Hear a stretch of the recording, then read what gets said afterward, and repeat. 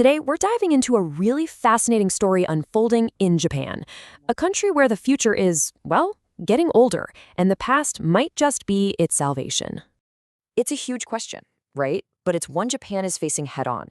We're going to explore how a nation that's grappling with a massive demographic crisis is turning to its most enduring asset, its incredible cultural heritage, to find the answers. So let's get into it. So these two images really capture the whole story in a nutshell. On one side, you've got this data showing a huge shift in what people in Japan value, something we'll break down in a minute.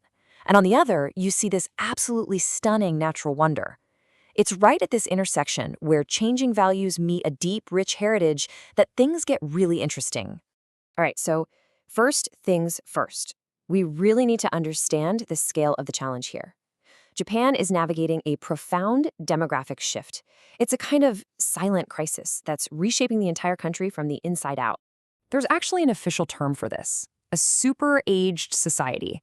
That's defined as a country where more than 1 in 5 people are 65 or older. But you know what? Japan blew past that milestone a while ago. The reality on the ground is even more stark. Get this, the actual number is a staggering 28.7%. Just let that sink in for a second. Nearly 1 out of every 3 people in the entire country is over the age of 65.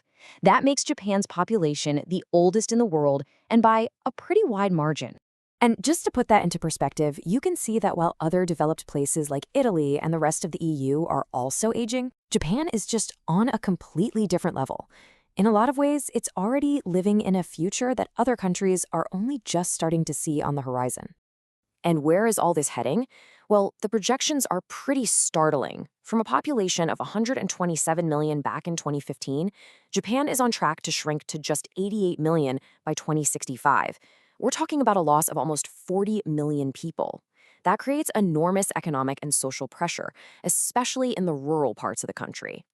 But here's the twist.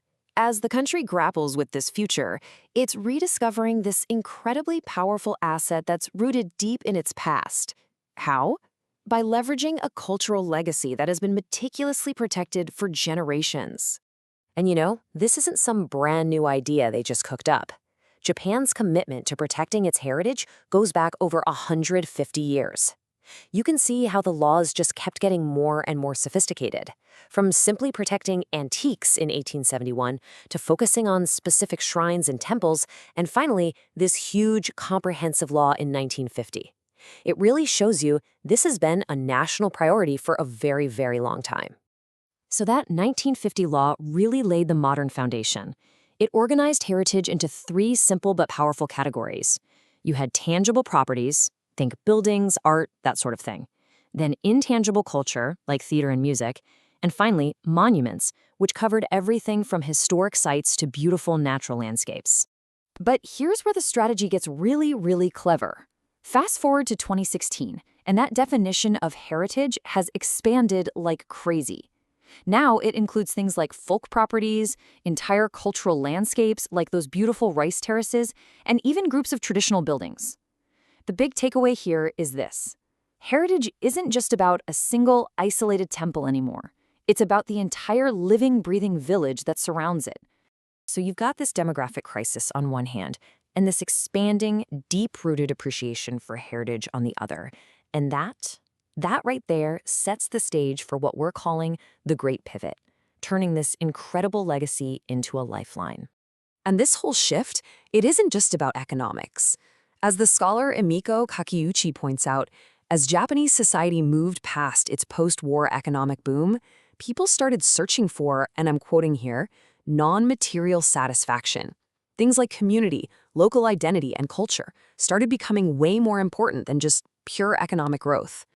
And this isn't just a feeling people have. The data is crystal clear. This chart shows this amazing crossover moment in the 1980s, where non-material values officially became more important to the public than material ones.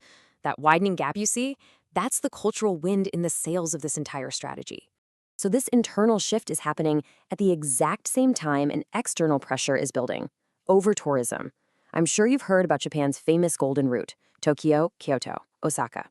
Well, it's been completely overwhelmed, and that's creating a bad experience for both the people who live there and the visitors.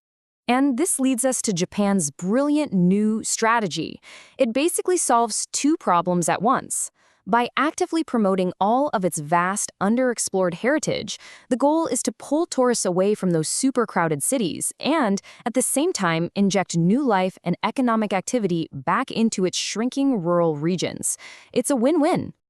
And remember that expanded definition of heritage we talked about?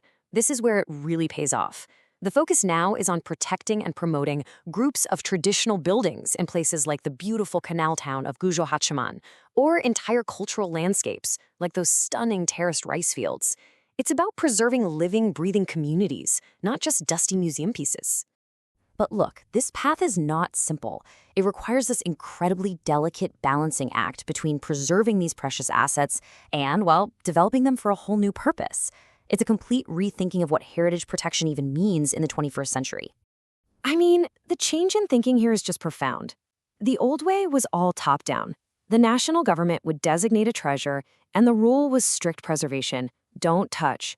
The new way? It's bottom-up. It's all about working with communities, focusing on smart utilization instead of just roping things off, and protecting entire living landscapes. It means helping locals turn an old merchant house into a cool cafe or a workshop, not just a museum. But there is a major, major hurdle: money. For decades, the National Agency for Cultural Affairs, the main group responsible for all of this, has received only about 0.1% of the total national budget. Just think about that. The resources are incredibly scarce to protect thousands and thousands of designated properties. So how do you get past a problem like that? You get creative. Japan is moving towards this much more holistic model. It's about bringing in new partners, tourism companies, nonprofits, local volunteers. It's about finding new ways to get funding through tourism itself. And most importantly, it's about breaking down those government silos and weaving heritage policy into everything from agriculture to city planning. Which leaves us with this final, really critical question. Japan is making a bold bet. It's betting its future on its past. But as it turns its priceless heritage into an engine for survival, it's walking this razor's edge. Can this strategy truly save these aging communities? Or does it risk loving its own heritage to death? The answer, whatever it is going to hold lessons for all of us.